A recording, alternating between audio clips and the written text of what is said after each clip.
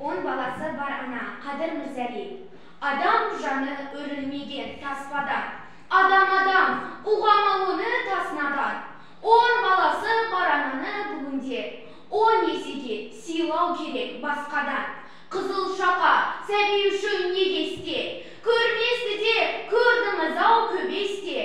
Бір 10 жылға қартайтқан мен әрқайсы, 10 жылдан жасартты да емес пе?